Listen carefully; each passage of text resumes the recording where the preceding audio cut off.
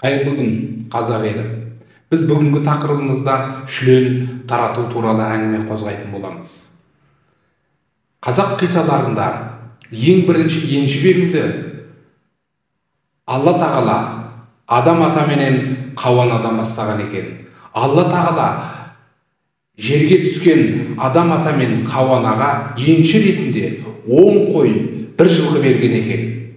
Ыбырай Алтын Сариннің атасы Шеген би өз жырында би болу үшін кемеңгерлік керек, бай болу үшін шүленгерлік керек деген екен.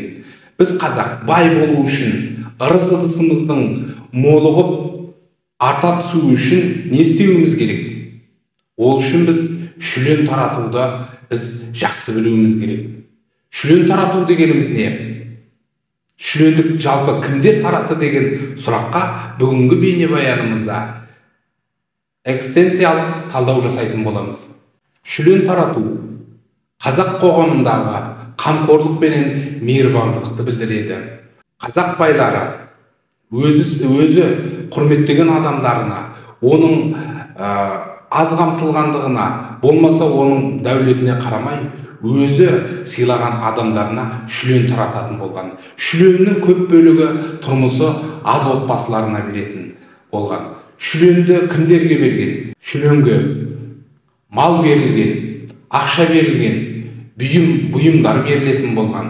Бұл шүлен тарату арқылы қазақ байлары екінші бір бауырының қорланып, дәулеттеніп, ел қатарына қосылуын олар қамқорлығы өз борышы деп санаған. Бұл нағыз мейірбандықтың асыл қасиеті болып табылады. Шүлен алған адамдар есесіне батасын беріп алғыс айтатын болған. Ал халық шүлен таратушыларды мырза деп ат беріп, қадірлеп, құрметтейтін болған. Ғылымда берушіліктің, атымтай жомарттықтың, жалпы беруші қол болудың ғылымда 4 деңгейі анықталған. Бұл төменгі деңгейі садақа берушілер деп аталады. Екінші деңгейде зекет берушілер, үшінші деңгейде жұт деңгейінде шүлен таратушылар болып есептеледі. Ал ең жоғарғы деңгейінде 4-ші берушілерді исар деңгейі дейді. Исар деңгейінде өзіне қажет бола тұра беретіндерді исар деңгейі деп айтады. Ал жұт деңгейіне жататын малының көп бөлігінен беруші мырзаларды біз шүлен таратушылар деп қадірлейміз. Осы ата-бабаның асыл қарекеті Жамбыл облысы Байзақ ауданының Кеңес ауылында қолға алынып, ауыл әкімі Самат Күсемісовтің бастамасымен 2023 жылы шаруа қожалықтарынан 36 бас қой жиналып, аз қамтылған 3 отбасы ақсақалдардың батасын алып, алғыстарын айтты. Бұл ашыққанға балық емес, қармақ беріп, қатарға қосудың амалы болып табылады. Яки елге пайда, ерге абырой. Жиналып шаруа қожалық бар, мал шаруашылығында отырғандар. Бірақ енді шынары айтыр, мынау жиналып берді ғой. Ол кісілерге де алғысымыз шексіз. Сол осы шаруа қожалық жетекшілерінің арқасы ғой. Сол кісіге бір мынау ауылдағы шаруа қожалықта жүрген ағаларыңызға бір рахмет айтып қойыңыз. Мал табыстап отырғандарыңызға рахмет.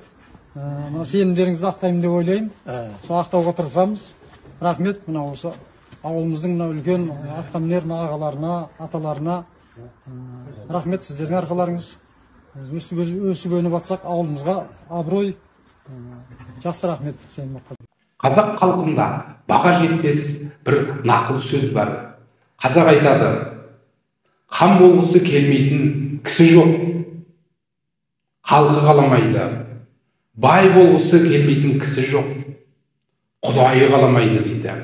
Шүлен тарату дегеніміз, бұл құдайға жағу, беруші қол болуды білдіреді. Бұл қоғамдағы мейірбандылықты, қамқорлықты, адамгершілікті арттыратын асыл қарекеттер болып табылады. Шүлен таратқан мырзалардың алапаты артып, қадір артады. ырыс ыдысы үлкейіп, дәулеті молығады. Бұл шүлен таратуды Құдайға жағу деп айтамын. Беруші қол болу үшін адам өмір сүру керек. Хакім Абайша айтқанда бұны арлану дейміз. Арлану ақылдының ісі болып табылады.